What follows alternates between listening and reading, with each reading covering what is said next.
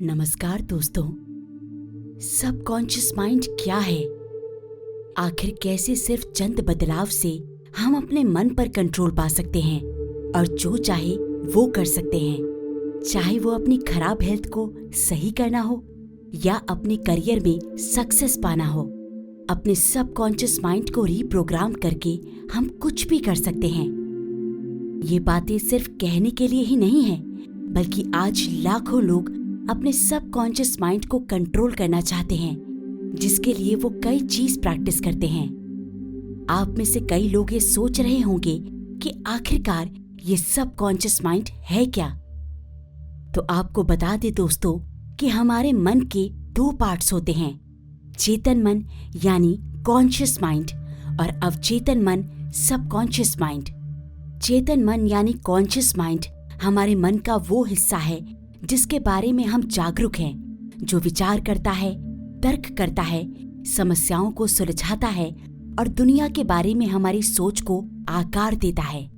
For example, आप अभी ये वीडियो देख रहे हो तो ये आपके कॉन्शियस माइंड में प्रोसेस हो रहा है। इसके अलावा अवचेतन मन यानी सबकॉन्शियस माइंड वो सब कुछ है जो हमारी जागरूकता से बाहर है। ये हमारी भावनाओं, यादों, आदतों और सीखे हुए व्यवहारों का एक विशाल भंडार है। फॉर एग्जाम्पल, अगर कोई बच्चा रोज अपने स्कूल चलकर जाता है तो उसे रोज अपना रास्ता याद करने की जरूरत नहीं है। वो रास्ता उसके सबकॉन्शियस माइंड में ऑलरेडी याद है। उसी तरह अगर आप सालों से साइकिल चला रहे हैं तो आपको रोज ये याद करने की जरूरत नहीं है कि साइकिल को कैसे बैलेंस किया जाता है। वो ऑटोमेटिक आपके सबकॉन्शियस माइंड के मदद से चलने लगती है। कुल मिलाकर हमारा कॉन्शियस माइंड और सबकॉन्शियस माइंड मिलकर काम करते हैं ताकि हमें दुनिया के साथ बातचीत करने में मदद मिल सके। कॉन्शियस माइंड डिसीजन मेकिंग में हेल्प करता है, वहीं सबकॉन्शियस माइंड ऑटोमेटिक होने वाले काम और इंट्यूशंस को संभालता है। आज की वीडियो में हम सबकॉन्शियस माइंड की रीप्रोग्रामिंग पर बात करेंगे और जानेंगे उन स्टेप्स को जिनके थ्रू आप आसानी से इसकी पावर और इंटेलिजेंस को हासिल कर सकते हो। इसलिए वीडियो में लास्ट तक बने रहना। डॉक्टर जो डिस्पेंजा, जो साइंटिस्ट, टीचर, लेक्चरर और कॉर्पोरेट कंसल्टेंट भी हैं, इनका कहना है कि जब वो लगभग 20 साल के थे तभी उन्हें ये महसूस होने लगा था कि ये दुनिया एक इमेजिनेशन है। जिस तरह से हम कुछ भी इमेजिन कर सकते हैं, ठीक उसी तरह हम वो सब भी कर सकते हैं जो हम इमेजिन करते हैं। डॉक्टर जो डिस्पेंजा का कहना है कि पहले तो उन्हें सिर्फ ये बातें महसूस होती थी, लेकिन इस बात पर पूरी तरह से यकीन उन्हें एक हादसे से गुजरने के बाद हुआ। दरअसल एक बार डॉक्टर जो डिस्पेंजा एक रेस में शामिल थे। उस रेस के दौरान ही एक एसयूवी कार ने उनकी साइकिल को टक्कर मार दी। एक्सीडेंट इतना बुरा था कि डॉक्टर जो डिस्पेंजा की स्पाइनल कॉर्ड में भयंकर चोट आई और डॉक्टर्स ने उन्हें बताया कि अब उनके पास सर्जरी के अलावा कोई ऑप्शन नहीं है और सर्जरी के बाद भी ये पॉसिबिलिटीज है कि उन्हें पूरी लाइफ व्हील चेयर पर गुजारनी पड़ेगी। लेकिन डॉक्टर जो डिस्पेंजा ने ये ठान लिया था कि वह कभी भी सर्जरी नहीं करवाएंगे, क्योंकि उन्हें ये विश्वास था कि हम सब में एक इंटेलिजेंस होती है, एक ऐसी पावर जो हमें बेहतर जिंदगी देने में काफी मदद करती है। बस जरूरत होती है हमें उस इंटेलिजेंस को जानने की। डॉक्टर जो ने एक रफ प्लान बनाया। उन्हें इस बात का जरा भी अंदाजा नहीं था कि ये प्लान कितना काम करेगा भी या नहीं। उन्होंने बस इस प्लान को इम्प्लीमेंट करना शुरू किया। इस प्लान में डॉक्टर जो ने अपने आप को एक कारीगर के तौर पर विजुलाइज करना शुरू किया, जो रोजाना घंटों एकांत में बैठकर ये विजुलाइज करते थे कि वो एक बड़ी सी हेल्दी सी स्पाइनल कॉर्ड का निर्माण कर रहे हैं। इस प्रोसेस के दौरान डॉक्टर जो को बहुत परेशानियों का सामना करना पड़ा था। उनके लिए विजुलाइज करना इतना आसान भी नहीं था। बार बार उनका माइंड डाइवर्ट होता था क्योंकि परेशानी बहुत बड़ी थी। बार बार उन्हें ये ख्याल आने लगता था कि कहीं अगर उनका स्पाइनल कॉर्ड सही नहीं हुआ तो वो जिंदगी भर चल भी नहीं सकेंगे, उनका करियर खत्म हो जाएगा। इन सभी मुश्किलों के बाद भी डॉक्टर जो बार बार विजुलाइज करते थे, उन्हें ये विश्वास था कि वो जो भी कर रहे हैं उसका पॉजिटिव रिजल्ट उन्हें जरूर मिलेगा, और हुआ भी कुछ ऐसा ही। छठे हफ्ते उनको रिजल्ट्स दिखने लगे। अचानक जिस विजुअलाइजेशन में उन्हें 4-6 घंटे लग जाया करते थे, अब वो सिर्फ आधे से 1 घंटे में ही कर पाते थे। उनके घाव भी अब भरने लगे थे। धीरे धीरे शरीर स्वस्थ हो रहा था, दर्द कम हो रहा था। 12वें हफ्ते डॉक्टर जो अपने पैरों पर खड़े होने लगे और अब अपने काम पर भी जाने लगे। उसके बाद से कभी भी डॉक्टर जो को स्पाइनल कॉर्ड से रिलेटेड कोई भी पेन नहीं हुआ। डॉक्टर जो हैरान थे, उन्हें ये विश्वास नहीं हो पा रहा था कि आज वो फिर से चल सकते हैं। डॉक्टर जो ने पहले ही सोच लिया था कि अगर वो फिर से चलने लगते हैं तो वो अपनी पूरी लाइफ सबकॉन्शियस माइंड की स्टडी में लगा देंगे, और उन्होंने ऐसा ही किया। उन्होंने माइंड और बॉडी के बीच के कनेक्शन के बारे में बहुत स्टडी की। इसके अलावा उन्होंने एपिजेनेटिक्स, न्यूरोप्लास्टिसिटी और क्वांटम मॉडल ऑफ रियलिटी के बारे में भी जाना।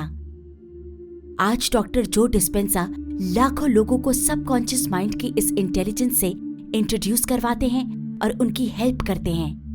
डॉक्टर जो ने ऐसे बहुत से लोगों से बातचीत की जिन लोगों ने अपनी बीमारियों से अचानक आराम पा लिया। इन सभी में 6 चीज ऐसी मिली जो सभी में कॉमन थी। Number 1, special intelligence. दोस्तों, स्टडी में सबसे पहले जो कॉमन चीज पाई गई थी वो थी एक हाई इंटेलिजेंस की पावर। जिन भी लोगों से ये बात की गई उनसे पता चला कि माइंड और बॉडी से भी ऊपर एक चीज होती है, एक इंटेलिजेंस होती है जिसे हम अलग अलग नाम देते हैं, और उन्हीं में से एक नाम है हमारा सबकॉन्शियस माइंड। जब हम लगातार कोई भी चीज विजुअलाइज करेंगे तो ऑटोमेटिकली वो हमारे सबकॉन्शियस माइंड में फिट हो जाएगा और फिर जिसका रिजल्ट हमें दिखने भी लगेगा। Number 2, decide your aim. दोस्तों, अपने सबकॉन्शियस माइंड को रीप्रोग्राम करने के लिए सबसे पहले हमें ये डिसाइड करना चाहिए कि हम अपने सबकॉन्शियस माइंड में डालना क्या चाहते हैं। क्या आप अधिक आत्मविश्वास चाहते हैं? क्या आप किसी बुरी आदत को छोड़ना चाहते हैं? क्या आप अपना स्वास्थ्य सही करना चाहते हैं? क्या आप अपने करियर में सक्सेसफुल होना चाहते हैं? आपको जो भी करना है वो आपको डिसाइड करना ही पड़ेगा। जितना हो सके अपने एम को पॉजिटिव और क्रिस्टल क्लियर बनाएं, क्योंकि जब तक आप यही डिसाइड नहीं करेंगे कि आप चाहते क्या हैं, तब तक आप उस चीज को शुरू कैसे करेंगे। इसीलिए आपके सबकॉन्शियस माइंड को ये पता होना बहुत जरूरी है कि आपके सबकॉन्शियस माइंड में क्या रिफिल करना है। Number 3, responsibility of attention. दोस्तों, जब भी हमारे जीवन में कोई हादसा होता है या हमारे साथ कुछ गलत होता है तो उसके लिए हम अपने आप को ही सबसे बड़ा दोषी मान लेते हैं। हम उसके पीछे के नेगेटिव पॉइंट्स को डीपली आइडेंटिफाई करने लगते हैं, जिस वजह से ना चाहते हुए भी हमें बार बार ओवर थिंकिंग होती है, जो बाद में स्ट्रेस और एंजाइटी का कारण बन जाती है। एक बार कुछ ऐसा ही मेरे मित्र के साथ भी हुआ। मेरे मित्र अपने किसी मित्र के साथ कार से कहीं जा रहे थे। दुर्भाग्य से रास्ते में कार का एक्सीडेंट हो गया, जिससे मेरे मित्र के मित्र का देहांत हो गया। इस बात से मेरे मित्र को गहरा सदमा सा लगा। उन्हें ये महसूस होने लगा कि ये सब उन्हीं की वजह से हुआ है। धीरे धीरे स्ट्रेस और एंजाइटी के कारण वो हार्ट के पेशेंट हो गए। कुछ समय बाद जब उन्हें इस बात का एहसास हुआ कि वो एक एक्सीडेंट था जिस पर उनका कंट्रोल नहीं था, तब जाके धीरे धीरे वो ठीक हुए और स्ट्रेस और एंजाइटी से बाहर आए। हालांकि ये इतना आसान नहीं है, बल्कि हमारे मन को बहुत मुश्किल से सही बात का एहसास होता है, क्योंकि हमारा मन हमेशा डिस्ट्रैक्ट होता रहता है। वो कभी भी एक जगह स्थिर नहीं रहता। लेकिन अब ये सवाल है कि क्या अपने मन को स्थिर रखने के लिए कुछ किया जा सकता है? बिल्कुल दोस्तों, हमारा नेक्स्ट पॉइंट ही इस बारे में है। नंबर 4, री इन्वेंट फ्रॉम फ्यूचर। दोस्तों, ऐसे लोग जिन्होंने अपनी सबकॉन्शियस माइंड पावर को जाना, उन सभी ने कभी भी परेशानी से अपने आप को और परेशान नहीं किया, बल्कि वो हमेशा ये सोचते कि वो ऐसा क्या कर सकते हैं जिससे वो और बेहतर हो जाएं, या वो ये सोचते कि अगर जिंदगी उन्हें एक और मौका देती है, अगर वो एक बार फिर से पहले की तरह अच्छे हो जाएं, तो वो आगे किस तरह अपने आप को देखेंगे। ऐसे लोगों के दिमाग में हमेशा अपने फ्यूचर को लेकर एक पॉजिटिव माइंडसेट बना रहता है। इसी को मेंटल रिहर्सल भी कहते हैं। ऐसा करने से धीरे धीरे आप जो भी सोचते हैं वैसा सच भी होने लगता है, क्योंकि उस काम के लिए आप पहले से ही ज्यादा एफर्ट्स भी लगाने लगते हो, जिसका रिजल्ट भी हमें पॉजिटिव ही मिलता है। इसीलिए हमेशा सिचुएशन चाहे जितनी भी बुरी हो, हमें अपने नेगेटिव थॉट्स को हमेशा पॉजिटिव थॉट्स में कन्वर्ट कर लेना चाहिए। Number 5, gratitude. दोस्तों, जब हम पॉजिटिव सोचते हैं तो धीरे धीरे वो होने लगता है जिसके बाद हमारे मन में ग्रैटिट्यूड की फीलिंग भी बढ़ जाती है, जो हमारे सबकॉन्शियस माइंड को रीप्रोग्राम करने में काफी मदद भी करता है। हमें हमेशा उन चीजों के लिए ग्रैटिट्यूड फील करना चाहिए जिनके लिए हम आभारी हैं, चाहे वो आपकी हेल्थ हो, चाहे वो आपके कोई करीबी हो, या चाहे आपके साथ कुछ अच्छा हुआ हो। इन सभी चीजों के लिए आप ग्रैटिट्यूड फील कर सकते हैं। Number 6, visualisation. दोस्तों, अपने सबकॉन्शियस माइंड को रीप्रोग्राम करने के लिए विजुअलाइजेशन सबसे पावरफुल टेक्निक है। अब आप लोगों में से बहुत लोग पूछेंगे कि विजुअलाइजेशन होता क्या है, तो आपको बता दें कि विजुअलाइजेशन का मतलब होता है किसी भी चीज को अपने मन में तस्वीरों के जरिए सोचना।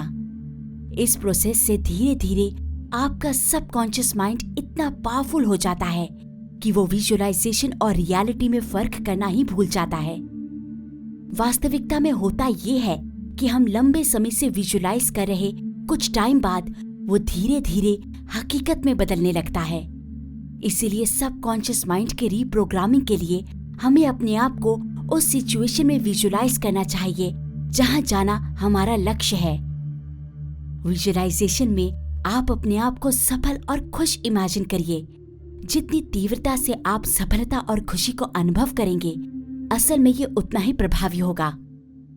फॉर एग्जाम्पल, अगर आप सार्वजनिक बोलने में अधिक आत्मविश्वास चाहते हैं, तो अपने आप को एक उत्साही और आकर्षक वक्ता के रूप में इमेजिन करें जो दर्शकों को खूब प्रभावित कर रहा है। अगर इसी तरह आपने ये सभी प्रैक्टिसेस कंसिस्टेंसी के साथ किए, तो आपको इसके मैजिकल रिजल्ट्स बहुत जल्दी दिखने लगेंगे और उससे आपकी लाइफ बहुत अच्छी और खुशहाल हो जाएगी। उम्मीद है आपको रीप्रोग्रामिंग योर सबकॉन्शियस माइंड के बारे में बहुत कुछ सीखने को मिला होगा। अगर आपको कोई सवाल है तो आप अपने व्यूज हमें कमेंट करके बता सकते हैं। आज की वीडियो यहीं पर खत्म होती है। उम्मीद है आपको हमारी ये वीडियो पसंद आई होगी।